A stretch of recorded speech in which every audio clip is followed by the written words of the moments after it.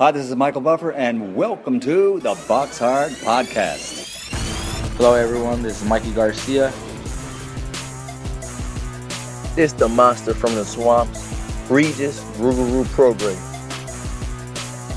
Hey, what's up? This is King Carlos Molina, former IBF world champ. This is Michael, the Bounty Hunter, 2012 Olympian and your people's champ. This is Charlie Edwards, flyweight champion of the world.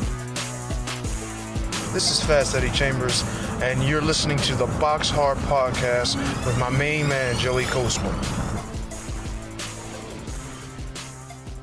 Hello everybody and welcome to episode 190 of the BoxHard Podcast. I'm your host Joey Coastman. I'm joined by, well, last week he was 50 Cent. This week he returns as himself, the one and only Mr. Ayaz Sumra. Ayaz, how you doing? I'm good, Joey. Yourself? Very good, my friend. Very good.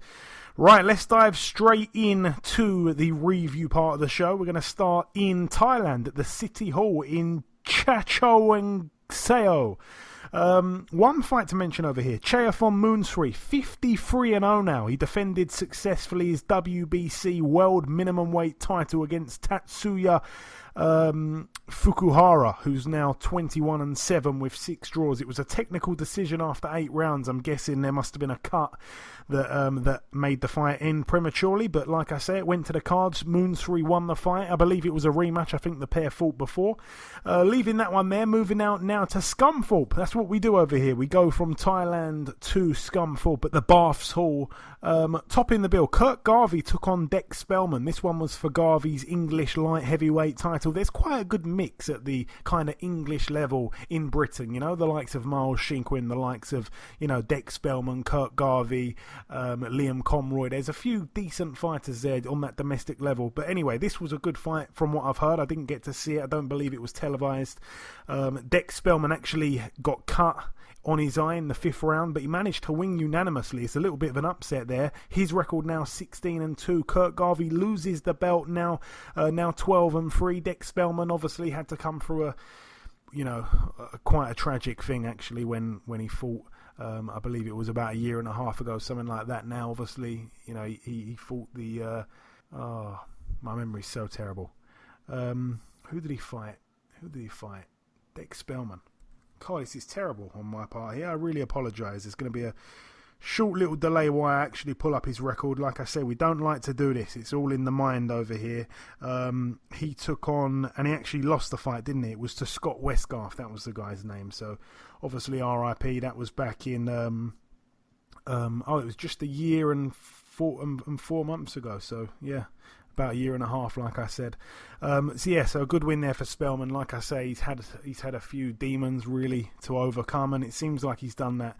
Moving out now to China at the Wynn Palace Cotai in Macau. Fan Long Meng, the guy that beat Frank Buglioni in Monaco, he fought for the IBF Intercontinental Light-Heavyweight title. He took on a guy who was undefeated, Adam Deans, who was 17-0 with 1 draw. Obviously, Fan Long Meng, a good amateur, solid fighter, 14-0. He was actually down in the 8th round himself, but it's not the first time he's been down. He's been down a couple of times in his career, but anyway, he got up off the canvas, and like the other times he's been down, he managed to win. So it was a unanimous decision over 12 rounds there for Fan Long Meng. Moving out now to Southampton at the Central Hall, Joe Pigford moved to 16-0, a knockout in the 3rd round against Miguel Aguilar, who's really gone through the weights. I think he started at like super flyweight or something like that.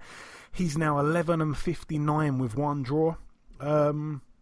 Moving out now to the Val Sports Arena in Cardiff, Wales, United Kingdom. 2 fights to mention over here.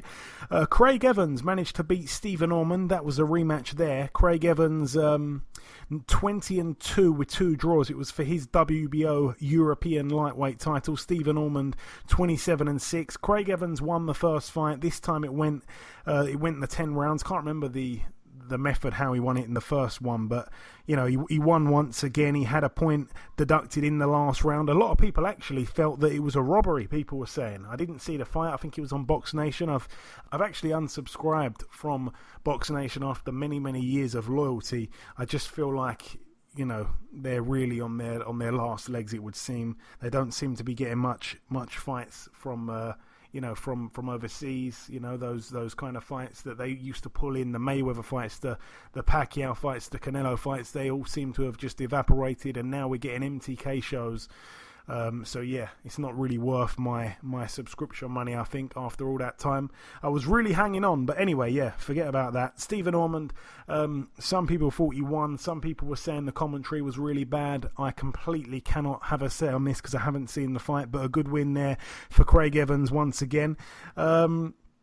Also on the bill, Jay Harris, he took on Angel Moreno, 19-3 with 2 draws, now 19-4 with 2 draws. It was a wide, unanimous decision win over 12 rounds. That one was for the EBU European flyweight title. Harris now 16-0. He really dominated him, which is quite impressive. Obviously, Moreno's last fight was against Charlie Edwards at the back end of March for Charlie Edwards' first WBC world title defense, and he was able to outpoint him.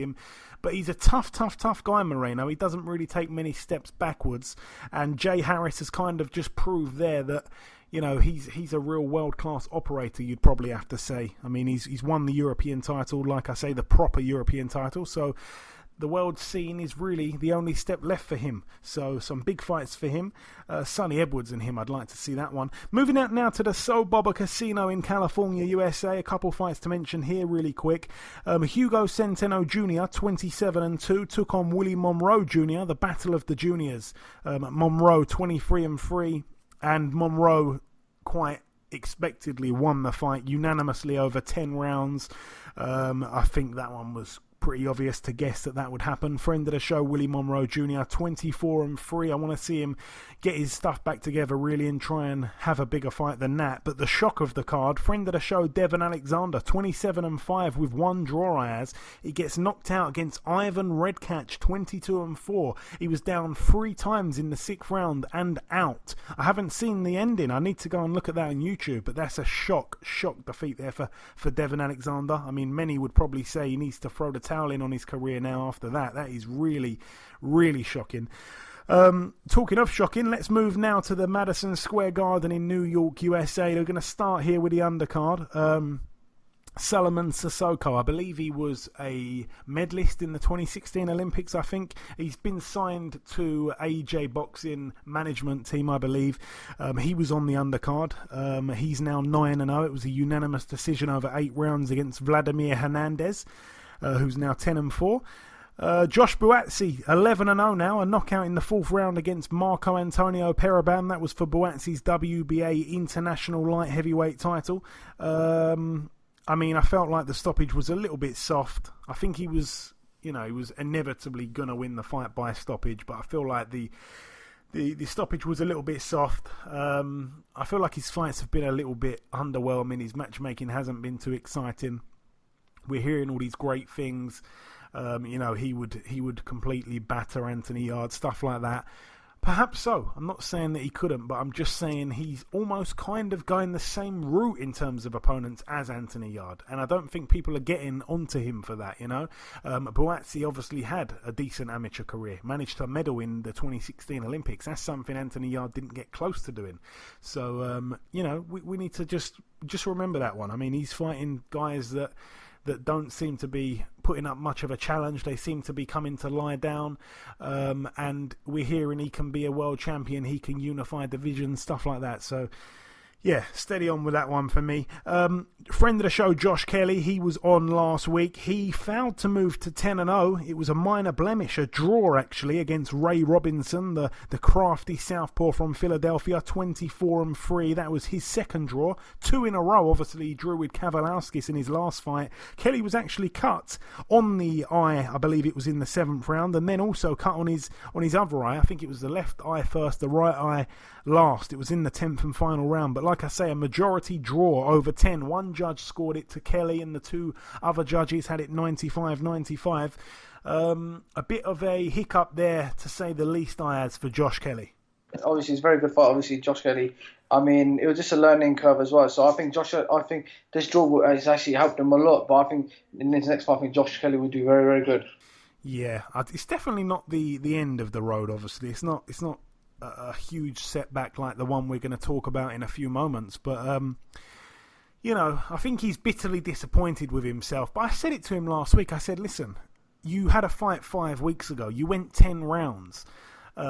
You're now flying out to New York. I think he arrived on Monday of fight week. If you're taking a fight really seriously, some people like to get over the other side of the world 2 weeks before their fight. They like to arrive there 2 weeks before fight night. And he rolled in with like 4.5 days till fight night. So I'm not quite sure about that. He took on his first southpaw here. And like I say, he'd done 10 rounds 5 weeks earlier. Didn't really have loads and loads of time to prepare. They didn't have the opponent announced. I think they were, kind of like... they weren't sure about who it was going to be. They were kind of going back and forth between about 3 or 4 different names, and it ended up being Ray Robinson. And I've got to say, for someone as careful and calculated as Adam Booth, this is a massive, massive, massive potential fighter here, Josh Kelly. A lot of people think he's a future world champion for sure. And now people are doubting that. I am quite surprised that Adam Booth took such a risk, Like, the camp was not ideal. The funny thing I should mention is he actually had the same amount of time to prepare as Andy Ruiz had to prepare for Joshua. So perhaps there's something in that if you look at it that way. But yeah, Josh Kelly, I felt like he did enough to nick it. The flashier work came from him. He did seem to tire as the fight went down the stretch. But yeah, he's pretty disappointed with himself. I think he just wants to lock himself away and get back in the gym, which is the right mentality. That's the mentality of a champion. But yeah, I don't think we should be too harsh. I think he did enough to win the fight. I've seen a few people out there, with a few different scorecards, and no one really, from what I've seen, has actually scored it to Ray Robinson. So I think he's quite fortunate. There was no luck for Josh Kelly on the cards there at all. We talk about bad judging, and I'm going to talk about bad judging in a moment. But yeah, there was no bad judging in that fight. It was really, really fair to Ray Robinson. So yeah, we'll leave that one there. Josh Kelly still remains the WBA International Welterweight Champion, 9-0 with 1 draw, minor blemish. He needs to get right back to it, though. I think perhaps a rematch would be good over here, especially. Moving up the card, Katie Taylor took on Delphine Persoon. Delphine Persoon, a part-time boxer, part-time policewoman in Belgium. It was for the IBF, WBA, WBC and WBO world titles at lightweight, of course. It ended up being a majority decision over 10 2-minute rounds in favour of Katie Taylor. She remains undefeated, 14-0 now, the undisputed lightweight champion. Delphine Persoon, 43-2, her second loss in 45 fights. So she has done very well to gather that record. But Ayaz, we believe, and we're not the only ones, we believe that Persoon should have got out the ring with another W on her record, and Katie Taylor should have been served up her first career loss there. Yes, definitely. I personally feel Delphine won the fight. I don't think Katie Taylor did I don't think she did enough. Obviously, it's another robbery. For me, I think that's a robbery. Obviously, it's on an Eddie Hearn show. I personally think that they should give a rematch to her. And obviously, in the rematch, I still think Katie Taylor will still win somehow. Yeah, I have to say it. I don't like to throw that R word out too often, that robbery word, but I feel like it fits here. Katie Taylor at the end of the fight was absolutely exhausted. Persoon, like I say, being a part-time boxer, part-time policewoman, she was banging Taylor properly, often as well. Like, Taylor's going back in straight line. She was just almost falling over her feet, lunging in. She was hitting Taylor with everything she could handle. Taylor actually showed a real good chin. I mean, she was taking shots flush. We've never seen her look in that much trouble. In all of her 13 previous fights, she'd never been in that much trouble, even if you combined all the trouble she'd been in. Credit to Delphine Persoon. I felt like Delphine Persoon actually started the fight really well. I think she racked up the first few rounds. In the middle rounds, I felt like Katie Taylor started to take over a little bit. She is obviously the classier boxer, but Persoon's size and just her willpower, her aggression, she put everything into that. She fought like the hungrier of the two, and she definitely finished strong, despite kind of losing it a little bit in the mid-rounds, like I say. Look, I'm really annoyed by this. I feel like she has been put on such a pedestal, Katie Taylor. Most of these women don't have sponsors. Most of these women that she's boxed are part-time fighters. Even this lady here, Pursoon's a part-time fighter. She's actually a policewoman by trade. Katie Taylor just completely trains all year round. She's got all the sponsors like JD, I believe, and other big sponsors like that. She is one of the very few boxers out there in the women's side of the sport that don't have to work. You know, so all these people that she's been bashing up, collecting all these titles from, you just think, well, it's a mismatch. It's a complete mismatch, you know. The other lady hasn't had the time to prepare. The other ladies, you know, most of the time these ladies are actually fighting because they've got kids. You know, she's fought some South American ladies, Mexican, stuff like that, and they've got kids. They've got 2 or 3 kids. You know, Katie Taylor doesn't have a family like that. She is just a complete boxer. She lives and breathes it. She spars with men. None of these women, it's a complete unlevel playing field. None of these women have got it easy like Katie Taylor. I'm not saying she's got it easy, but they don't have things the way they want. You know, they're always going to be the B-side. Katie Taylor's pretty much, you know, like in her own league in terms of like the I'm trying to look for the right word to describe it. She's like you know, privileged. These other boxers don't have those privileges. These other opponents that she boxes, they don't have the privilege of, you know, being able to train all the time, of you know, not having to work all the time to put food on the table. They don't have the sponsors. They don't even have the trainers. I think Katie Taylor's strength and conditioning team and stuff like that, they do a great job with her. You know, she's got Ross training her. He seems like a real good, you know, grounded trainer and stuff like that. All the backing, all the amateur experience, all that stuff. And like I say, Pursoon won that fight. And some people are saying, no, it was really close. It wasn't a robbery. I disagree. Remember, this is a 10-round fight. It's not a 12-round fight. In a 12-round fight, if you say, I think one of the ladies won it by, or one of the men, let's just say, because women don't do 12 rounds. So let's talk about men here, yeah? In men's boxing, obviously a 12-round fight, to say that someone won by 2 or 3 rounds, that really can go either way. There's 12 rounds. When there's 10 rounds, though, a 2 or 3 round swing is massive. So actually, if someone in your eyes wins by 2 or 3 rounds in a 10-round fight, that's a robbery if there's scores the other way. That is a robbery. You can't take those rounds away and give them to the other lady. That's a complete flat-out robbery. And that is what I saw. And it's a bit annoying because Katie Taylor, I mean, she's getting all these plaudits. You know, she's a good fighter. I'm not saying she's not. Don't get me wrong. But she's getting all these plaudits. She's beating up these women that are part-time boxers. She's got a Netflix documentary out there. She's on every Anthony Joshua undercard. She's boxing in America. You know, she's being pushed like no other. I mean, it's incredible. Eddie Hearn, his favoritism for her is off the charts. And, you know, I look at people like Callum Smith and I think, where's his push? Why isn't he being pushed like that? Callum Smith is, you know, he's got a good personality. By the way, Katie Taylor's got no personality. Okay, so if you want to say, oh, Callum Smith doesn't have a great personality because he hasn't really had the opportunity to come out and, you know, talk his way into a conversation, show what he's really like. Listen, Callum Smith, I can tell you from personal experience, he's actually a funny guy. Katie Taylor comes across as having no personality at all.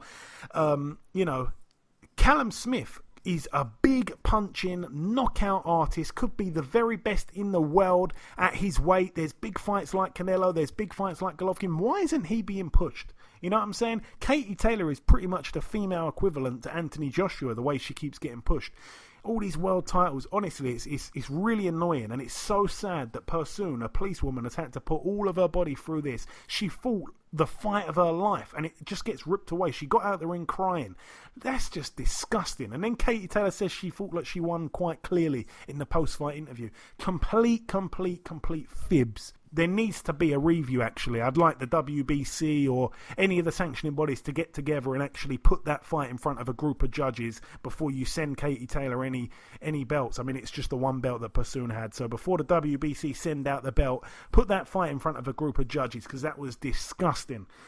Ooh, anyway, moving back to the card, like I say. But I just want to say, last thing there, Katie Taylor showed so many flaws there. Remember, she had the close fight with Jessica McCaskill that people forget about. In my opinion, Chantel Cameron is all wrong for Katie Taylor.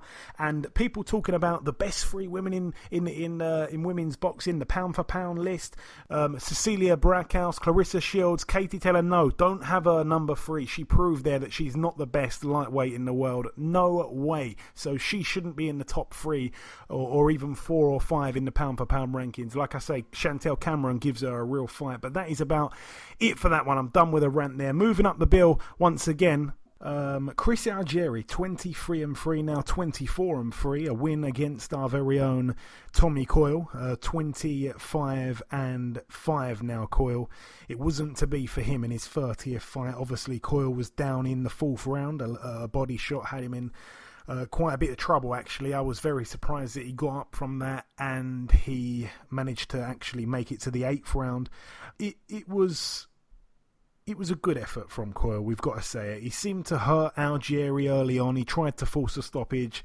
You know, he started the fight well, in all honesty. Probably won the first 2 rounds, but then he seemed to run out of steam, like I say. And the shot he hit Algieri with seemed to actually wake Algieri up. And, you know, he went on to dominate. And like I say, he forced Coyle to take that knee from the body shot. And, you know, he carried on. He showed the heart. He showed the bravery. He fought fire with fire. But like I say, the class of Algieri was just too much for Coyle. And the corner stopped it. Jamie Moore had to make the right decision.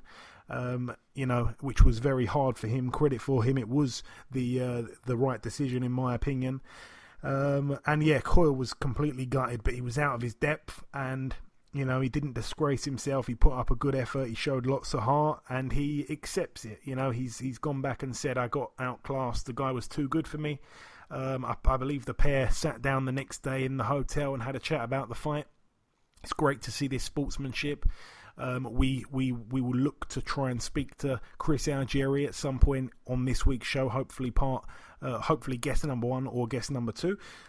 So yeah, I'll save most of the talking to that interview, but I just want to say Tommy Coyle came back from New York, and I believe a homeless shelter in Hull had been vandalized, broke into. I think they stole some money that had been raised for the non-profit organisation, and Tommy Coyle saw it, and he realised that the homeless shelter would have to actually close its doors to the homeless while they try and sort out this situation, and Tommy Coyle actually tweeted them and said, hey, if I can get someone round there to fix this within an hour and replace any stolen money, could it open again today? And they turned around and said yeah, and he actually went down there. I mean, he's there taking pictures of the damage being repaired by people that he brought in. He's there taking pictures with the staff. He's still got bruises and black eye and stuff like that. Credit to Tommy Coyle, what a man he is. I mean, you cannot dislike anyone like that. Completely full of class. Great man, great role model there. But yeah, leaving that fight alone, moving up now to Callum Smith against Hassan and Dam. Friend of the show, Hassan, 37-4 now. It wasn't to be his night. Callum Smith moved to 26-0, a knockout in the 3rd round for him, and Dam was down in the 1st round, the 2nd round and the 3rd round. It was obviously a defence of Callum Smith's WBA Super World Super Middleweight title and his WBC Diamond Belt. It was inevitable, really. It was a bit of a waste of a training camp. As much as I do like Hassan and Dam, it was a mismatch. It was predictable. He moved up in weight. He was, he's way too small for super middleweight. He really is. And Callum Smith is probably the biggest super middleweight, or at least one of, in the division. Not to mention probably being number 1 or number 2 in the whole division. So yeah, we had to wait quite a long time after that Groves fight, and it was quite an underwhelming opponent. Again, I mentioned, I don't think he's been marketed well, Callum Smith. I think he should be a guy that they've made documentaries about. He should be a guy that's been on the Graham Norton show. He should be on the game show, A League of Their Own. Just to get that exposure. He's a cool guy. Not many people know about his personality. He's got a good personality. He says all the right things. He's a all-round good guy. He's a nice guy. He's funny, and he can fight like hell. So it's a real shame he doesn't get much more accolades, and he doesn't really have the profile of some of the much lesser fighters. Like Conor Benn, for example. I mean, Conor Benn's way more well known. I know he's getting it obviously from his dad, but there's other people out there like O'Hara Davies. I'd say he's got a bigger fan base than Callum Smith. I mean, that's up for debate. I think possibly that could go down as the most idiotic statement ever, but people are talking about O'Hara Davies. There's a lot of fighters out there. What I'm saying, just using O'Hara as an example, there's a lot of fighters out there that are much lesser fighters with much bigger fan bases. That's all I will say. And moving up to the main event now, Anthony Joshua 22-0 against Andy Ruiz Jr., the late replacement. He's only had 5 weeks' notice for the fight. He boxed the other week against Dimitrenko. I think he made Dimitrenko quit on his stall. And in came Andy Ruiz Jr., like I say, 32-1. The one loss came to Parker on points, a fight that really could have gone either way. So you could look at it as he, was an undefeated fighter going into this fight. The only thing is, when Parker beat him, Parker went on to really cash in on his title. He had the big fight with Joshua in Cardiff. He had the big pay-per-view fight with Dillian Whyte, whereas Andy Ruiz Jr. completely fell off the face of the earth, disappeared, and he became, in my opinion, the forgotten man of the heavyweight division, a real top contender that no one talked about. No one had him in their top 10 or top 15 lists. And credit to him. He stepped in, like I said, it was for the IBF, IBO, WBA Super and WBO World title. Ruiz himself was on the deck in the third round. Joshua was down twice in the third round, and then, of course, down twice in the seventh before the referee stopped it. I just want to whiz through this fight real quick. The first round I felt was quite a close round. It was a bit of a feel-out round, probably a Ruiz round, actually, because he was the guy letting his hands go in combinations. Only once or twice he did that, but AJ was just popping out a jab here and there. He was on the back foot. Ruiz was the aggressor. It was certainly a Ruiz round for me. The second round was another feel-out round. Barely anything landed, to be honest. I think Joshua probably controlled most of the action with his jab once again. He did seem a little bit hesitant. He did seem a little bit tentative, and Ruiz wasn't giving Joshua much of a target to hit. He kept himself nice and tight. He judged his distance really well. So Joshua round, I think, probably in that second. In the third round, I couldn't believe my eyes. It was incredible. Ruiz was down for the first time in his career. He was caught trading with Anthony Joshua. He wanted to take the chance, and credit to him because they were trading off, and he thought, yeah, this is a chance to draw Joshua in, and he got caught with a left hook. It was a big shot. He went down heavy. He got straight back up. Joshua went in for the kill, and then he got caught. Down went Joshua, and he was in so much trouble. He got beat to the floor, and then he got back up, of course, and got put down again heavy, and he was completely out on his feet. He was completely done. It's a shame because Ruiz seemed to step off the gas, and AJ actually wobbled back to his corner. His legs were completely gone. I couldn't believe my eyes. I actually felt sick. It was really weird. My whole chest and back started, it went all tight. It was really weird. I couldn't believe it. My hands were shaking. My heart was beating. I'm not quite sure why. It was just like, whoa. I just couldn't believe what I'd seen. The fourth round was a nothing round. It was probably a Ruiz round. I mean, Joshua was in his corner at the end of the round, totally looking exhausted. Ruiz didn't really do much, though. He didn't try and step on the gas. The fifth round, again, I'd probably say was a nothing round. It was a real slow-paced round. Ruiz seemed to kind of tire himself. Joshua looked a little bit gun-shy. The sixth round, a clear Ruiz round. He was walking Joshua down. He was hitting Joshua with body shots, and Joshua was dropping his guard. He seemed exhausted. It was quite shocking even still. But again, Ruiz hadn't stepped on the gas. He kind of gave Joshua round 4, 5 and 6 to recover, really. The sixth round, like I say, went to the body quite a bit, actually, so perhaps not.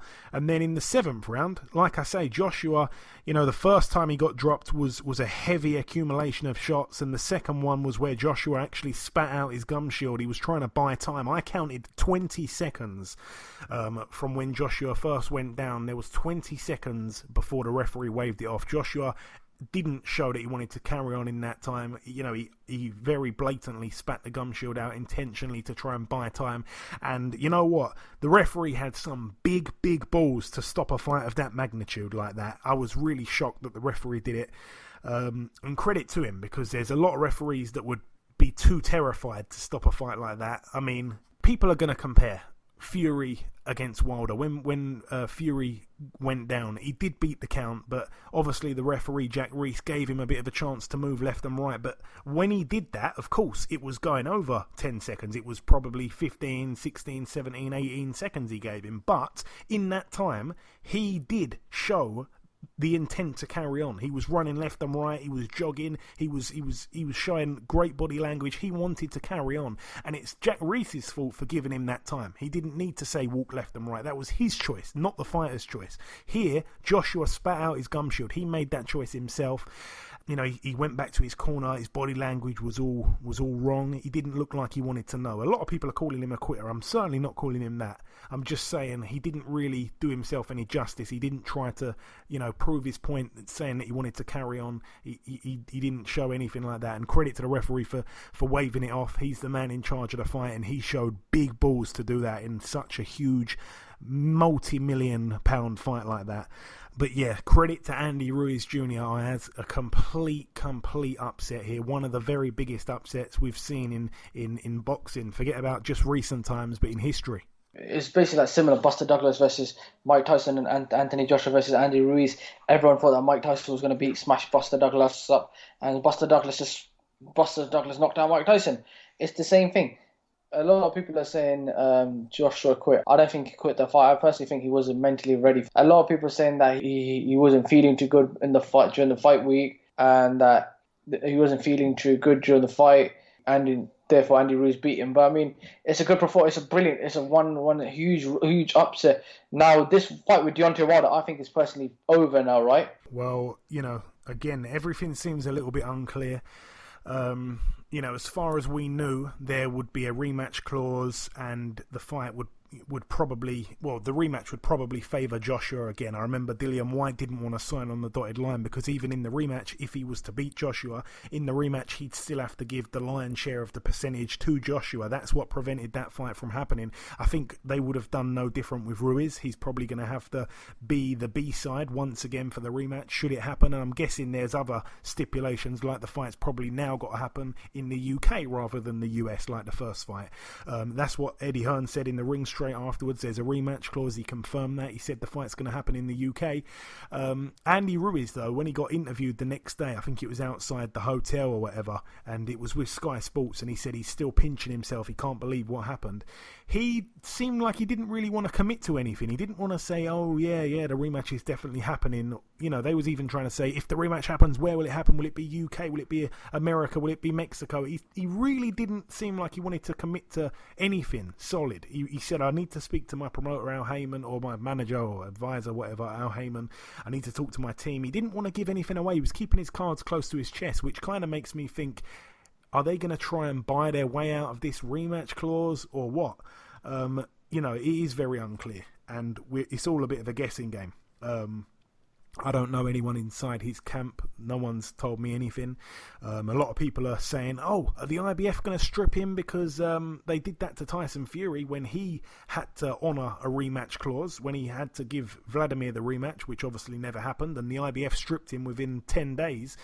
You know, I've heard, again, this is not, I don't want to say this is gospel, but I've heard that the IBF mandatory is not due, so they're not going to do that. Apparently the WBO, their window period for a mandatory is due, and they haven't yet established a mandatory because Dillian Whyte's ranked number 1, I think Schwartz is number 2 or 3, and Tyson Fury's number 2 or 3. Those guys are fighting, but at the minute they haven't established a mandatory challenger. And apparently the president of the WBO has come out and said that he won't push the mandatory until after the rematches took place. So it seems like there's no roadblocks or anything like that. It doesn't look like he's going to have to vacate or anything. But I just want to quickly say, I mean, this was a big shock. You know, there's a lot of people out there that like to see people foul, and we're not that kind of podcast. We're not those kind of people. I mean, we're Anthony Joshua fans, obviously. You know, we want to see the Brits do well. We're not celebrating his loss or anything like that. I think he possibly was a little bit overrated in terms of people on Twitter actually saying he would knock out Wilder, he would, you know, knock out Fury. You know, he had a life and death fight with Klitschko. Tyson Fury completely schooled Klitschko. That, to me, was enough to say, hey, Fury's the man to beat. He won the belts. He didn't lose the belts in the ring. I could go on all day. You know, he fought Wilder. He clearly beat Wilder, in my opinion, Fury. So, for me, Fury is the man, and this hasn't really changed that situation. If anything, it's proved the point even further. And I think the only thing I will say is, all those people on Twitter that seem to just worship Anthony Joshua, they've all gone quiet now, and they're trying to find excuses as to why he lost. And these are some of the excuses I've seen. I've heard that he was concussed after the knockdown in round 3. I've heard that he had an eye infection on fight week. I've heard that he was ill and Eddie Hearn forced him to fight to stop the show from falling apart. I've heard that he had a panic attack.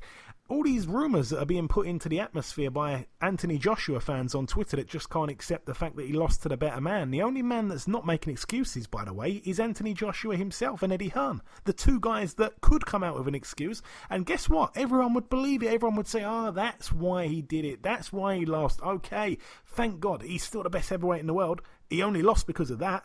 You know, they're not coming out with an excuse. So if AJ's not making excuses, no need for anyone to make one for him, especially people on Twitter. But yeah, Anthony Joshua actually handled himself excellently after the fight. He showed the true champion in him. He congratulated Andy Ruiz Jr. He had no argument with anything. He didn't make any excuses, and he handled himself actually very professionally. Probably the best post-fight interview I've ever seen him give. So credit to him. And like I say, it just seemed like in the fight, when the pair were exchanging, it was a bad thing for Joshua. Usually he likes to exchange. He's a big hitter. Andy Ruiz showed a tough chin, and he showed the quicker hands. And I think the hand speed really caught Joshua off guard. When the pair were exchanging, constantly Ruiz was getting the better of the exchanges. And, he beat him fair and square. He dropped him 4 times. And I just think if the rematch does happen, Ruiz is going to be more prepared, and he goes into that rematch knowing he can stop Joshua, he can knock him out, he can hurt him. And Joshua goes into this fight for the first time in his life, this rematch, he will go into it with doubt, thinking, whoa, I can lose to this guy. This guy knocked me out. This guy had me down 4 times. So actually, I'm not going to sit here and start saying who I reckon's going to win the rematch should it happen, if it happens. There's lots and lots of ifs and buts, like I said, in that situation. Now Heyman needs to make the decision what's going to happen next. But I just think that if the rematch does happen, we're going to probably see a better Ruiz Jr., folks. And Joshua, is he going to be better? There was nothing wrong with his camp. He had a great camp. Is he going to be better? I'm not quite sure. So I'm not going to sit here and say it's a 50-50. I think Joshua still probably goes in as the favourite. But let's have it right. I was having this argument with someone the other day. If Andy Ruiz Jr. was built like Joshua, we'd all be saying, wow, it's just because of the way he looks. People are saying, nah, he can't do it again, surely. Even though he did it once and he did it on short notice, he can't do it again, surely. It's just purely the way he looks. It just goes to show the heavyweight division, it's not about what your body looks like, it's about what you can fight like. And Andy Ruiz fought better on the night. And I feel like that's probably about it, actually. I don't feel like there's too much more to say.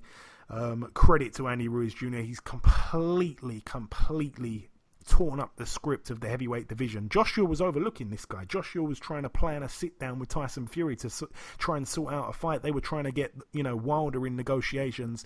They completely took their eye off the prize, and now they're being made to pay. The Wilder Joshua fight is no longer the big fight that it was. They both missed out. Wilder should probably be kicking himself as well, because he would have probably gone in there and stopped Anthony Joshua, especially if you look at the two guys' last performances. They say in boxing you're only as good as your last performance. Wilder completely starched Brazil, and Joshua's been dropped 4 times by Andy Ruiz Jr. So boy oh boy, it makes Joseph Parker's win over Ruiz look excellent, by the way. But yeah, Wilder, he missed a chance for the big payday. Joshua has took his eye off the prize and lost. And Fury's got the big contract with ESPN. It's just a shame, because when a mega fight presents itself, it needs to happen.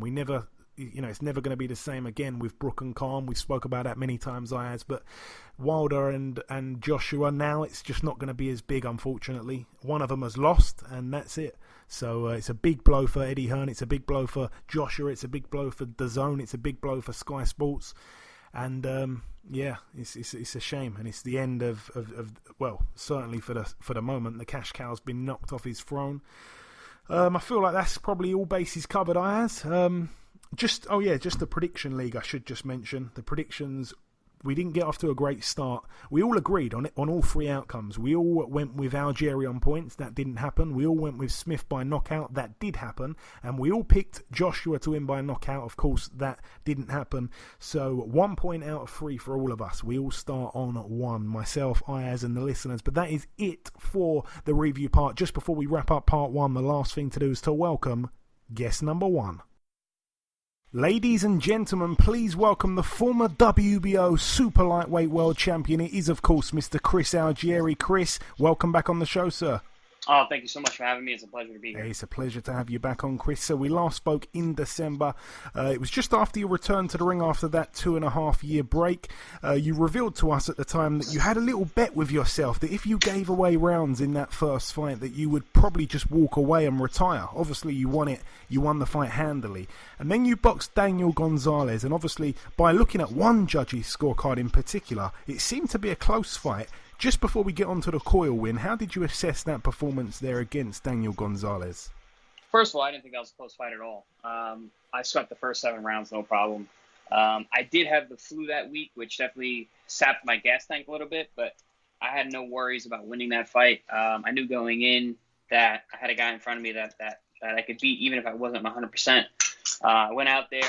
I said to my trainers, like, I'm going to fight as hard as I can for as long as I can, because I really don't feel good, and I'm just going to, you just got to do it. And then when I got cut in the 7th round, that really kind of changed things up, because now, oh my gosh, now I got to really protect this eye, because I knew I had a date with Coyle coming up, a fight that was going to be very big, very important.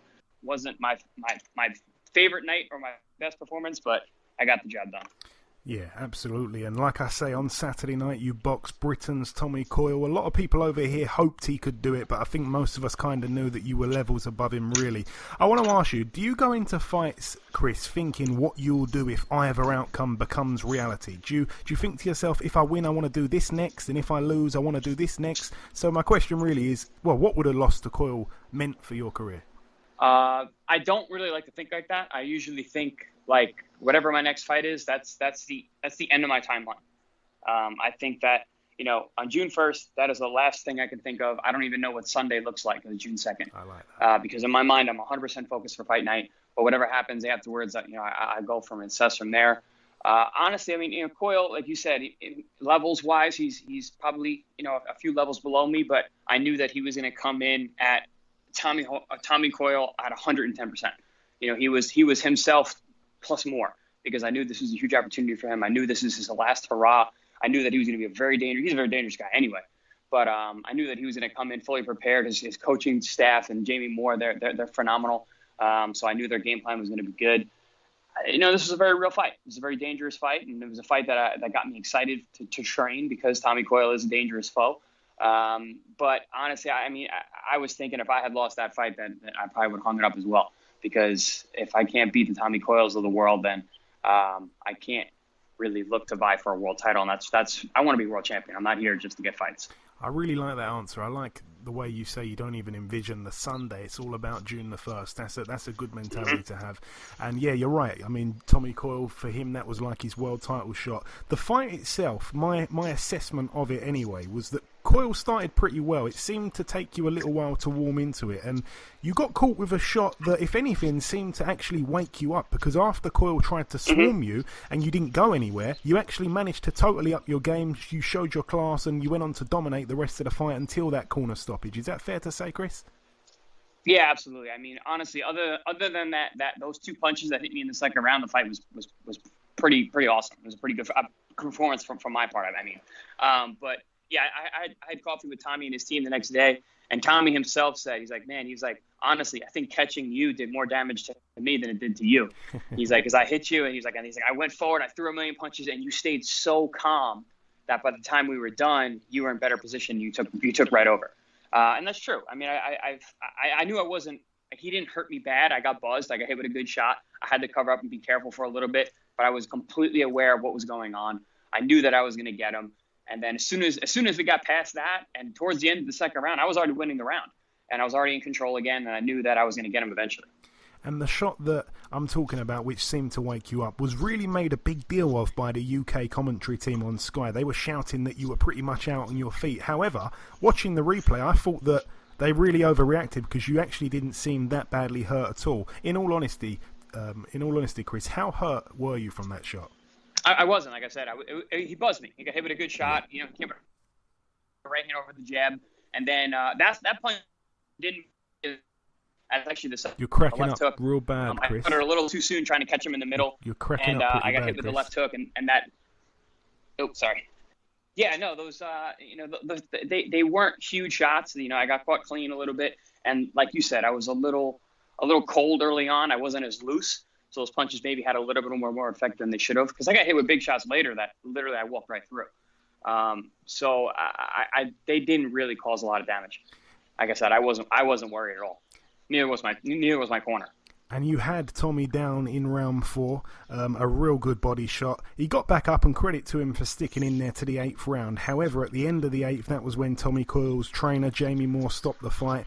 Obviously, it was a hard decision for him to make, and Tommy was clearly pleading with him in the corner not to stop the fight. But certainly over here in the UK, people believe Jamie Moore did the right thing. And looking back now, do you believe he was right to stop the fight, which I know kind of stopped you from probably scoring an eye-catching knockout? It was the perfect time for them, for their team. I was walking back to the corner, like next round, like you said, I was going to set up a perfect knockout. I was actually doing that already. I was looking, if you watch that 7th and 8th round, you see me stalking and looking for right hands. I'm looking for big right hands over the top, because I was looking to do a picturesque knockout for that shot. But I just had to keep peppering away, keep taking his energy away to try and set up that shot. He's a super, super tough guy. He's always going to go out on his shield. But his corner and his people, they care about him. They care about his future. And Tommy agreed with it as well. The stoppage was right. It was the right time. Any longer, and who knows what kind of damage could have been done, because I was not slowing down at all. No, for sure. Very well said. And like you mentioned, the following day, you guys met up and discussed the fight. I mean, that's a really cool thing to do. What did you guys tell each other there? We're sportsmen. This is sport. You got two guys. We're trying to kill each other that night on fight night. There's no doubt about that. There was no love lost on fight night, but that's because we're true professionals. We've been around this game long enough. We understand the stakes. We understand that this is a dangerous game. We understand that people die with what they do, and we understand that this is how we both make a living. So we went out there. We were fully prepared. We've been training hard to fight each other for months. This is the way boxing is supposed to be. You're supposed to know who you're fighting long in advance. You're supposed to train properly for them. And then once that final bell's over and the decision or the result is over, you're both sportsmen. You're both in the same sport. You both shared something very intimate and something very real together. There's no reason to have any animosity at that point, especially with the way the result was. It was final. It was complete. Everybody understood what it was. There's no reason to trash talk or try and get over anymore. At that point, it's, hey man, great night, great job. I'm a fan of you. You're a fan of me, and we're now friends. Let's go on with the rest of our lives. No, that's brilliant to hear. And obviously, Tommy's got a good reputation being a good guy. Did you happen to see the thing what he did when he got back to the UK? I saw on his Instagram earlier today with the bus, the Tommy Coyle boxing bus, or no, maybe you're talking about the other. You tell me, fill me in. I got a lot going on. No worries. So basically, a local homeless shelter in his hometown actually got vandalized. Some people broke into the facility. They stole some money that had been raised, and basically they had to close for a little while.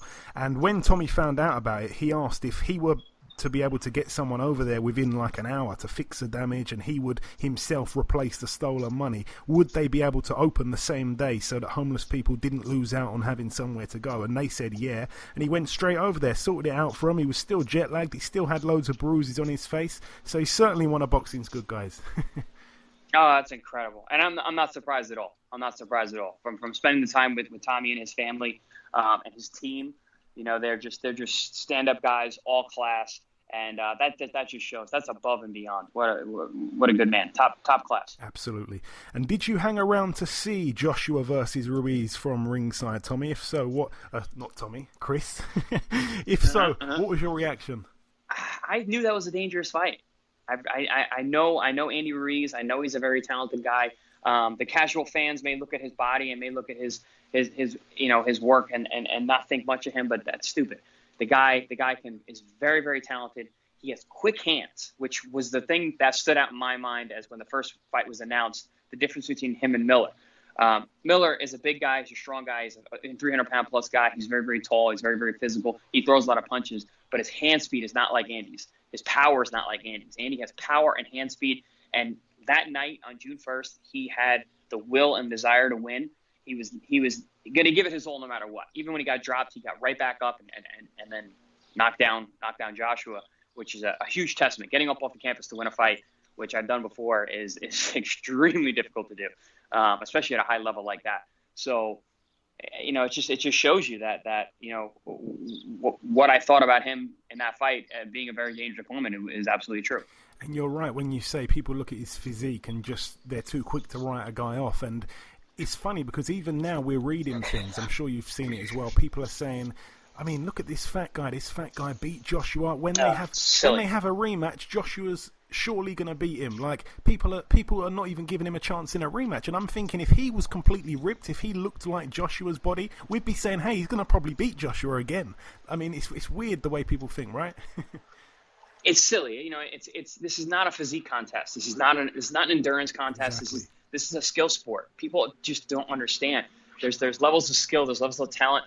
Boxing is the most difficult sport in the world, and it is entirely. I mean, it's a number of factors, but there's so many factors that are involved, and looks is probably the least important. So it's just, I'm a huge fan of Joshua. If I make a joke all the time, if I was playing a video game and I was going to make the heavyweight champion of the world, I would make Anthony Joshua. He would look and sound exactly like that guy. He would fight like that guy. He's incredible. I'm a huge fan, but give it up for Andy Ruiz and for the underdogs out there and the guys that have tons of heart and make up for anything that they're lacking. But I take nothing away from his skill set. I take nothing away from Andy Ruiz as a fighter. He is obviously a phenomenal athlete. And I think that we need to kind of educate people a little bit more. Our boxing fans need to be more educated on what this sport is all about. It's not a physique contest, obviously. We've got all types of different types of body types, especially in the heavyweight division. And now our heavyweight champion looks like Andy Ruiz, and he deserves it. He certainly does deserve it. Chris, back onto yourself a second here. Have you got your next fight date just yet? Perhaps a month in mind? Any indication at all? No, nothing yet. My team is working on that. We're still pretty fresh from Saturday night. There's been a lot of talks of potential, title fights, and that fight being a title eliminator. I know how boxing is. I'll believe it when I see it. I'll believe it when I see some paperwork. So, I'm just kind of just coming down off the victory now and waiting for the next thing. And, I'm mentally kind of not checking out, but changing hats per se, kind of give myself a little bit of time off, let my boxing personality rest and wear some of the other hats that I like to wear in between fights and reset my mind. But I like to take a little bit, a few weeks off and then get right back to work. I always like to stay fit, and hopefully we can lock down a fight and I can get a proper 2-month training camp where I can go away and I can bring my whole team. Haven't had a camp like that since, I don't even know. It's been years now. So it'll be good to have a proper camp with my full squad with me for 8 to 10 weeks and get focused on a single night and go out there and make dreams come true again. Fingers crossed for you, my friend. And last time we spoke, you gave me your take on Crawford versus Khan. It was just before that. Obviously, it proved to be Crawford's night, but I want to get your take on Pacquiao versus Thurman, a brilliant fight that's going to be happening soon. I'm actually very excited about that fight. I think that in terms of the welterweight landscape, the guys that I would be okay seeing Pacquiao fight, Thurman's probably one of those guys. Thurman, Danny Garcia, I can see those fights making sense. I don't want to see Pacquiao in with the Spences or the Crawfords. Even a guy like Sean Porter, I think is just too physical, too young, too big. We have to honor our champions. Pacquiao is a living legend. We can't just be feeding him to the young wolves. But I think Thurman, him being out of the ring and being inactive as he has been over the past 2.5 years, even though he's younger and undefeated and has power, I think it's a very viable fight, and it's a winnable fight for Manny Pacquiao, especially the Pacquiao who's fighting now. He's a different guy than he was a bunch of years ago, 5 years ago, like when I fought him. He doesn't move the same way. His reactions aren't the same, but he's still very dangerous. I think his power is still there. I think that his ability to pull the trigger is still there. He doesn't have that same footwork. He's a little bit more of a plotter and a puncher that we saw in the Matisse fight and the Broner fight, but still a very, very dangerous guy. And you can see from a boxer watching Manny Pacquiao, I don't see him missing a beat in terms of dodging punches or being fearful of power. He's still in there. He still sees things. He's still able to pull the trigger. Still a very, very dangerous guy. Can still beat a lot of the top welterweights. And I would not be surprised if he beat Keith Thurman on that night. Yeah, I love the interesting factor that the young guy Thurman is coming off not a real fantastic display in his last fight, and then you've got the older guy Pacquiao coming off of a few good performances now in a row. So it's real intriguing. And just before we let you go, the timing is great. Yeah, no, the timing. No, I was just saying the timing of the fight is great. It really is. And just before I let you go, Chris, have you got any closing words just to our listeners at all before we let you go, my friend? Yeah, like I said, I'm switching hats a little bit. So outside of my boxing, my book comes out. Actually, came out today, June the 4th. It's called The Fighter's Kitchen. It's 100 recipes. There's some nutrition information. There's meal plans in there. It is nutrition and recipe that I have been using for my own career for a number of years. They're actual recipes that I cook for myself all the time and post on my social media. They're recipes that I use with other fighters that I help with their nutrition. So anybody who has been asking for recipes and secrets, it's now available. It's on Amazon. It's in bookstores all over. We're going to be doing some book signing tours. We're starting here in the States, and then hopefully we're going to head up over to England and London and possibly Italy and some other places as well.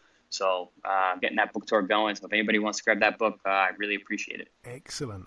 Real exciting times. Well, Chris, like I say, it's always a pleasure speaking with you. Congrats once again on your win over Tommy Coyle. Thank you so much for your time, and we hope to speak again very soon. My pleasure as always. Let me know when you need me, and I'll be there.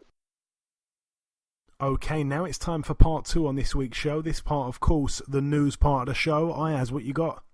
Joseph Parker has signed with Matchroom Boxing. Yeah, I mean, it's kind of ironic, really. I believe he signed last Friday, so it was literally the day before the Joshua Ruiz fight, and he is probably the best man to ask who he believed would win the fight beforehand. You know, he's fought both guys. I believe he's the only guy to have fought both guys. You know, he had a close-ish fight with Joshua. He didn't completely get embarrassed. I think it was probably like a 7-5 kind of fight, something like that. And people forget that. But yeah, he had a real close fight, another 7-5 kind of fight with Andy Ruiz Jr. So, you know, it was... it was a strange signing. Then, of course, like we said earlier on, his win now over Ruiz looks unbelievable. I mean, thanks to Anthony Joshua, his win looks unbelievable now over Andy Ruiz Jr. But yeah, good signing. There's lots and lots of good fights. You know, we kind of... Well, I don't forget it, but a lot of people will forget it. He almost had Dillian Whyte out of there in the last round. You know, he seemed to leave a little bit too much in the tank that night. He didn't empty it all. So there's many big fights. I'd like to see the Whyte rematch, even though I think Whyte should really be pushed on for world titles now. He's done enough. He's fighting Oscar Rivas. If he beats him, don't put another hard fight in front of him. Just let him fight for a belt. He certainly deserves it. But, you know, if that doesn't happen, then, of course, you know, that's a great fight, the rematch there. Joseph Parker against Chisora, that's a fight we'd like to see. I think he wins that one so easily, Parker. There's many big fights. I could go on and on. I mean, him against Andy Ruiz Jr. in a rematch. Obviously, that's not going to happen straight away, but that's a good fight again. And there's many big fights. Michael Hunter, one of them, I'm sure. Loads and loads and loads. I could name them all day, but it's a good signing for Matchroom. Yes, the next news is that Tony Harrison vs. Jamal Charlo is off due to a ligament injury to Tony Harrison, which has ruled him out for 10 weeks. Yeah, Tony Harrison, friend of the show. Sad to see because, you know, he won the first fight. It was a little bit controversial. A lot of people didn't agree with it. But then going into the second fight, all the build-up, it seems like he's actually managed to get inside Charlo's head. And Charlo, you know, people were saying, hey, he doesn't look right at these press conferences. He needs reassurance from Leonard Ellaby. All kinds of things like that, and I really was looking forward to this way more than the first fight. So it's a shame that he's had to be ruled out with an injury. It gives Jamal Charlo, it is, more time to kind of gather his mental state, if you like, and you know, it should still be a good fight should it get rescheduled. I know that the fight's off, but the card still goes ahead. I believe Regondo was on the undercard. I think he still fights on that night against his opponent. Can't remember who it was, but maybe he'll be headlining. But I'm sure the show still will go on without that fight. But obviously it's a blow there. Eddie Hearn has announced that Andy Ruiz Jr. vs. Anthony Joshua rematch clause has been triggered. Yeah, the decision got made while they were all still in New York. I believe a meeting took place between Eddie Hearn, Anthony Joshua, and Rob McCracken, and they've all sat down and come to the decision that the rematch is what they want immediately. I think they talked about November or October in the UK. It's a weird one, really, because where they're going to put that fight, you'd expect it to be Wembley or something, but in those cold months there, it's probably going to rain, so I don't know what they're going to do. I'm guessing it's going to have to be outdoors, though. It's a big fight. It's going to be huge. It's going to be bigger, you'd expect, than the first fight. So it's a weird one, but it's happening in the UK. I think Joshua is going to need that home advantage that he didn't have in the first fight here, and it should be a good one. But it's certainly not a given. I mean, the bookies need to make Andy Ruiz quite a not so much a big underdog, because people will be lumping money on him now. And like I said to Chris Algieri earlier on, the physique is what's tricking everyone. I mean, if he was built like Frank Bruno, we'd be saying, no, he'll win. But just because he's out of shape, he looks out of shape anyway, on the naked eye, people think, well, it's a fluke, if you like, and people are making excuses. He can't do it again. I wouldn't be so sure. I think he's going to be, like I say, going into that second fight knowing he can hurt Joshua. Joshua goes into the second fight knowing he can be hurt by Ruiz. There's clouds of doubt there. And Ruiz will be better prepared mentally and physically, you'd have to say, for that rematch. So that is a close fight. I wouldn't really want to put any money down on that one at all. And finally, Teofimo Lopez will face Masayoshi Nakatani in an IBF lightweight final eliminator on July 19th at the MGM National Harbour. Yes, Nakatani 18-0 with 12 knockouts, an undefeated fighter from Japan. I mean, you look at his resume, and I am just looking at his resume, I'll have it be known. Not overly impressive. I mean, I think it's, a little bit inflated. His best win was probably against... To be honest, it's hard to find the best win. I mean, it's probably over Ricky Sismundo or Cry Setafon. I mean, not going to pose any kind of threat to Teofimo Lopez. Lopez probably knocks him out early, and it just sets up. It's probably going to be an early night's work, so it just sets up the fight after that to pretty much be a quick one. We had Teofimo Lopez on this show, and he said that he wants to move up to 140 in 2020. So this fight here, what was the date for it, as you said? Was it July? So I believe he'll probably make quick work of it, and then he'll be able to box for a 135 world title before the year's up, and then win, lose or draw, he can still do what he was doing. The plan still can go ahead. He can move up to 140. So that's pretty much a given, that fight there. I believe Teofimo will be fighting. I believe it's the winner of Comey and Beltran. He'll fight the winner of that fight before the year's out. So. Good fights for Teofimo, but this one I believe is a knockover job. Yep, and that's it for the news. Thank you very much, Ayaz. Right, moving over to the preview part of the show, and by the way, do not miss it. I'm gonna do an impression later on at the very end of the show. I'm gonna throw in one of my pre-recorded impressions. I'm gonna just spoil it here. I'm gonna do Demetrius Andrade at the very end of the show. Ayaz did a bit of 50 Cent last week. I'm gonna do Demetrius Andrade at the end of the show, so listen out for that impression there. Don't go anywhere. But yeah, the preview part of the show now. We're going to start here at the Turning Stone Resort and Casino in Verona, New York, USA. One fight to mention that tops the bill. Zab Judah, he returns to action, 44-9. This will be his 54th fight. He fights for the vacant NABA Super-Lightweight title against Cletus Seldin, 23-1. That is a weird fight because Cletus Seldin's a real big puncher. Zab obviously being at the real tail end of his career. I mean, he would, in his prime, have been able to outbox and probably stop Cletus Seldin. But, it certainly makes it interesting because Cletus Seldin's not a great boxer. We saw that when he took on Yves Ulysse. He got completely manhandled, really, when it came down to boxing skills. But like I say, Zab being long in the tooth and certainly over the hill, it makes for an interesting fight. If he can't outbox him, if he runs out of steam, he probably gets knocked out, sadly, and I like Zab, actually. But that's it for that one. Moving over to Spain at the Bilbao Arena. Two interesting fights over here. Firstly, a little shout out to Andoni Gargo, a man that I believe Lee Selby knocked out on the Hey Bellew 1 undercard, I think. But anyway, he's a decent fighter, 21-3 with 3 draws. He fights for the vacant EBU European featherweight title against Jesus Sanchez, who's 10-1. That's a 12-rounder there. But more importantly, And more interestingly, Kerman Leharaga, 27-1, coming off that one loss to David Avanesian. Dare we mention Avanesian and Josh Kelly on the same show? Not talking about fighting each other. But yeah, he takes on Luis Solis, who's 25-9 with 4 draws. That's a 10-rounder there, no bell on the line. It would look to me there that Leharaga has decided to pass up on his rematch clause. Unlike AJ with Ruiz, it looks like he doesn't want that rematch clause, that immediate rematch clause with David Avanesian. So that goes to show, I mean, that's pretty shocking, actually, from Leharaga. He goes back to the Bilbao Arena there. All the best to him. Seems like a decent guy, actually. Moving out now to York Hall at Bethnal Green in London, United Kingdom. 1 or 2 fights over here to mention. Just the one, really. Friend of the show, Jake Ball, 12-2.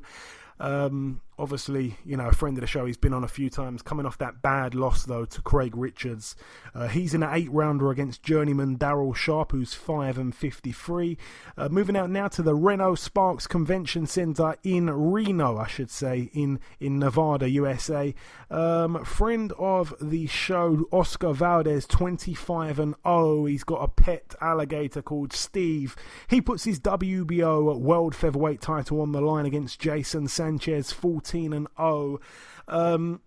I've got to say this about Oscar Valdez. He's an exciting fighter because he can be dropped and he can also drop people. But he's had a little bit of a kind of stagnated, run of defences at times. I mean, he won the belt back in 2016. He beat Matias Rueda, who was 26-0. He beat him. He stopped him in the second round, became world champion. Then, of course, he took on Osawa, the guy from Japan. Then he went on to take he'd already lost Mariaga. That was actually a good fight, to be fair. But then, this is what I'm talking about, this little patch here. Maybe I'm being too harsh, but he took on Genesis Savania, the Filipino boxer, had a hard fight with him. I believe he's Filipino. Had a hard fight with him. And then he took on Scott Quigg. That was a complete war. And then last time out, he took on the Italian Carmine Tomason. And he didn't look that great, to be honest. I mean, he was way too good for Tomason, but he didn't look that great. And maybe I'm being harsh. It's his third out of his last 4 fights. 3 of the guys he's boxed have been undefeated, and he's beaten 2 of them. He's taken on his third this Saturday. So maybe I'm being a bit harsh, but he hasn't really boxed the big names. I mean, Scott Quigg gave him a tough fight. I mean, he completely got outclassed, but it was still a tough, gritty, bloody fight. And then, I suppose I give him credit for fighting Mariaga, but aside from that, I mean, I don't know. There's other fights I'd like to see him have. There's unifications. I know that politics gets in the way, but I just feel like, him against Selby, I would have liked to have seen that. I know the pair have sparred a few times. Him against Frampton, but, even him against Warrington. I want these fights to happen. So we'll have to wait and see. We'll have to wait, certainly, for those ones. But, all the best to Oscar Valdez. Moving out now to the final bill to mention at the Madison Square Garden in New York, USA. 7 days on from the upset between Joshua and Ruiz. The ring gets cleared out for, I'm just going to mention the main event here because the undercard's pretty poor, to be honest. Gennady Golovkin Ayaz, 38-1 with 1 draw, coming off the loss to Saul Canelo Alvarez. He takes on Steve Rose, the Canadian, 19-0, 12-round contest. Ayaz, talk to me. This is going to be a first fight. This is going to be a first Kennedy Golovkin's fight under his new trainer Jonathan Banks. True. I think it's going to be I think we're going to see a new Kennedy Golovkin. I think we're going to see more for a defensive Kennedy Golovkin. But if I'm going to go in and win, I'm going to go with Golovkin to win by knockout. Okay, interesting. I mean, I'm not quite sure that I agree that we're going to see a new Golovkin. I feel like he's kind of fought the same way the whole time. I mean, he's been with Abel Sanchez for all that time, but I don't think he's, I think he's kind of too old to completely change his style. But, the faults of him being slightly more defensive, I'm not sure that Steve Rose is going to bring that out of him. I'm not sure we're going to get to see that because I don't think Steve Rose is going to be able to hang with Golovkin. I mean, I know Golovkin's 37. He only just turned 37 in April. And also, he just turned 35, Steve Rose, in April. So there's only 2 years between the guys. I mean, Steve Rose obviously doesn't have all those miles on the clock. Like I say, 19-0. He had a decent little amateur career. never really beat anyone of note, but he was a decent amateur from Canada, like I say, but no real names. I mean, you look at his resume, Keandre Leatherwood, he went the distance with him in his last fight. You know, he won the vacant USBA middleweight title. I remember Leatherwood being was it stopped by Andy Lee? No, I think Andy Lee went the distance with him. I think he got stopped by Caleb Truax, but he's not a fantastic fighter. I mean, I will say this guy did get a win against Damon Nicholson. That there is actually a good win, because Damon Nicholson can certainly punch. Barely any of his fights go the distance, and this guy beat him on a split decision over 8. And he had Nicholson down in the first round, so that's the standout really, but obviously it doesn't match anything that Gennady Golovkin's done. So yeah, I believe Gennady Golovkin will stop him, but we're not even doing any predictions this week, because sadly it's a bit of a rubbish weekend actually. There's no mega fights. I think Golovkin, everyone's going to pick him to beat Steve Rolls by knockout, and obviously the other big card, if you like, is probably that Oscar Valdez card, and we don't know much about Jason Sanchez, even though he's undefeated. We're all going to probably pick Valdez to win by knockout, so there's no point just doing these predictions for the sake of it, and we're going to probably return next week with the predictions. I believe there's some big fights happening next weekend, but that's about it though for the preview part of the show. Remember, do not tune out at all. You need to listen, hang around and listen for the Demetrius Andrade impression, and just before we wrap up the preview part of the show, the last thing to do is to welcome our second and final guest on this week's podcast.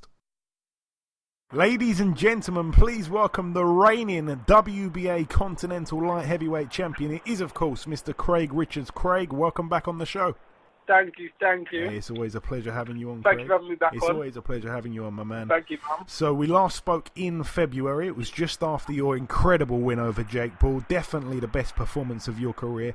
Now you've got your next fight date lined up, June 21st, against the undefeated Andre Sterling. What do we know about Andre, Craig? We know he's going to come, he's going to bring it. We know he's a good, credible opponent, unbeaten, beat Ricky Summers, beat the English champ. So we know he's in good stead, and it's just for me to go out there and show my class and show how good I am, and, you know, where I'm destined to be, you know. He's been calling the fight on. You know me, I don't duck and dive, no challenges. So I said, cool, we'll get it on. You know, it wasn't part of my plan, but sometimes things like that happen in boxing. And you're both coming off your career best wins. I was there for your win over Bull. I was also there for Sterling's win over Ricky Summers. And by the way, going into the Summers fight, I was looking at both their records, both of them not really known as big punchers. And I remember thinking, hey, Ricky Summers gave Frank Buglioni quite a lot to think about. And I remember he had a great jab. And I expected him to beat Sterling, especially when he was able to drop Sterling in the second round. But Sterling ended up winning pretty wide. I mean, it was quite shocking. I wasn't really watching the fight. I was kind of chatting to some of the media there. But I remember thinking, wow, that's a wide card, seeing as he got dropped. Did you watch the fight at all? I personally think I did watch it back after, you know, had a look in at it, because obviously after this fight was made, I didn't really get to watch most of it at the time. I watched a bit of it because obviously I tuned into the James DeGale card at the time, saw a bit of the end of it. Obviously I saw the highlights and got dropped. I looked back over the fight and yeah, I don't know. I didn't really agree too much on the scorecard, but that's here nor there. That's you know, you can't really pinpoint. He got the win at the end of the day, and he moves on in his career, you know. So no point disputing the rounds and how much he thought he or she won at the end of the day. He got the nod, and he moves on. And I read somewhere that the winner of this will fight Josh Buatsi next. I'm guessing it's the final eliminator for the British. I'm not sure if Buatsi will have the title or not at the time, but it's a final British eliminator for the British title. Obviously the winner becomes mandatory. Okay. So, you know. Okay. Obviously Buatsi the holder of the belt at the minute. How much do you rate Buatsi, Craig? I mean, what have you made of his opponents that he's boxed thus far? Have you had the chance to spar him perhaps? Yeah, I think Buatsi's a good fighter. I think he's a good light heavyweight. He's obviously got good pedigree. He's done well in the amateurs. He's come through. He's beaten everyone in front of him. He's done everything asked of him. So yeah, he's a good light heavyweight, good credible opponent, good credible light heavyweight. Yeah. You ever had the chance to spar him? I do think he's a good fighter. Yeah, we sparred rounds. Okay. We've got some good spars. Okay. I was saying it earlier on in the show that there's so many guys domestically at light heavyweight. I mean, it's quite staggering. I actually had a little look. I count 16 names that are all kind of around about the same level for now. I'm not saying that none of you can push on, obviously, but I'm saying it's such a rich division domestically, like way richer than I thought. It's a brilliant division to be in at that domestic level right now, you know? Well, 100%. It's a big division full of a lot of names. A lot of people ain't mixing it, though, you know, it's a bit of a shame. But there's so much good names and good talents in there, and it was just like a process of elimination, really. And it's the same reason why I said before when we done the last interview why I took the Jake fight, because he was considered one of the best in the division. It's a process of elimination. I had to get him out of there and move on, you know, and prove myself in the division to be what I believe I'm the best. And I've got to go on and keep executing that and showing that. And I've heard people say, like, obviously, if any of the other light heavyweights top 10's done something like what I did to Jake Paul, people say he's past domestic level. But, you know, obviously in this game, I don't think obviously I get a fair shake of how I perform, the challenges I've took on. If I beat Sterling, it will be the 4th domestic champion that I've beat. And I just don't think I'd get enough credit. But, you know, sometimes it goes like that. You just got to keep going out there, not worrying about that, and keep executing your job until you get to your final goal, and don't worry what people say, you know? No, I agree, Craig. I felt like you've been severely overlooked, underrated, you know, throughout your career. I think that win over Ball, though, was just like, wow. Like, absolutely no one can look at that and say, that's not impressive, because that was incredible. And I think obviously a win here against Sterling, especially in good fashion, you really got some momentum behind you now. So I think a win over over Sterling just pushes you even more, really. I don't think people can keep forgetting about you, mentioning those top guys at light heavy, especially in Britain. A guy that was kind of criticised for not fighting, you know, not mixing it up at British level was Anthony Yarde. A lot of people said, hey, he's never ever going to sign to fight Kovalev. You're crazy if you think he is. And he obviously did sign. It now looks like Kovalev doesn't seem to want the fight. I'm not quite sure what's going on there, but should the fight happen, how do you see it unfolding? It's boxing. It's boxing. It's Anthony can punch, Kovalev can punch, but obviously Kovalev's got the bigger pedigree. He's been at a higher level. Obviously Anthony's not boxed anyone at that level, but it's a chance for him to prove himself and show what he's made of. So it's a chance for everyone to gauge to see how good Anthony is. Is he at that level? Is he not there yet? It's a good opportunity for him to display. It's a good gauge to see where everyone's at, really. It's a very good fight, and you can never write anyone off. You know, look at Ruiz fight the other day. Everyone thought it was going to be a blowover for Josh. It wasn't a blowover, so, you know, anything could happen in boxing.